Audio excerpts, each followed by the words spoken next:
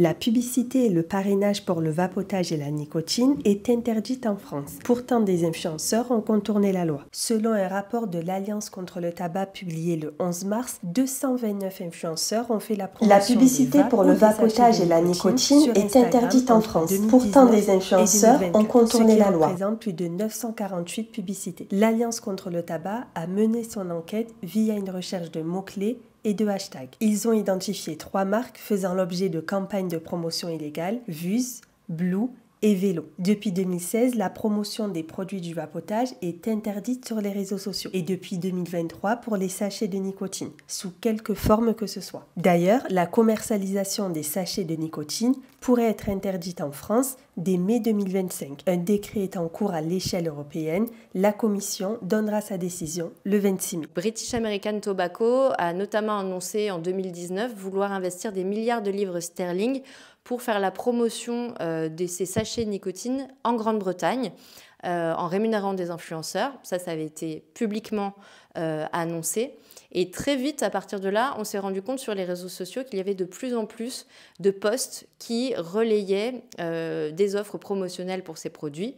Et c'est pour ça qu'on a voulu voir si l'audience française, le public français, pouvait être concerné également par ces publications. Et effectivement, c'est bien le cas. Ce qui nous frappe, en fait, c'est que l'industrie du tabac, les cigarettiers, renouvellent leur stratégie cynique pour faire entrer les plus jeunes dans l'addiction à la nicotine. Et comment? En faisant appel aux influenceurs que les plus jeunes suivent sur les réseaux sociaux, que ce soit des petits influenceurs, des nano-influenceurs qui ont entre 1000 et 20 000 abonnés maximum, comme les très très gros. Et la stratégie à chaque fois est la même, c'est faire en sorte que ces influenceurs soient rémunérés ou alors invités à des événements comme au Festival de Cannes. Certains influenceurs aussi ont été invités au concert d'Angèle pour faire la promotion en échange des produits lors de ce concert. Ce qu'on constate dans le cadre de l'Observatoire de l'influence responsable, ce sont des opérations qui s'apparentent un peu à des opérations de RP. Et c'est sans doute un moyen de contourner l'application de la loi. Dans l'esprit sans doute de ces marques de vapotage, il y a le souhait de ne pas rentrer dans l'influence commerciale en activant des opérations de RP. J'envoie des produits, je fais des cadeaux en nourrissant secrètement l'espoir ou non que l'influenceur en parle. La loi est suffisamment large parce qu'elle vise la publicité directe, indirecte et la propagande. Et quand bien même si on ne citerait pas une marque, on ne serait pas dans une opération de publicité directe, c'est interdit et c'est puni par la loi et ça peut aller jusqu'à 100 000 € d'amende. Mais l'ARPP temporise. En France, la promotion illégale du vapotage et des sachets de nicotine par des influenceurs n'est pas très répandue. On a demandé à la DGCCRF si certains éléments de l'étude vont se recouper avec leur prochain contrôle des influenceurs couvrant la période 2023-2024.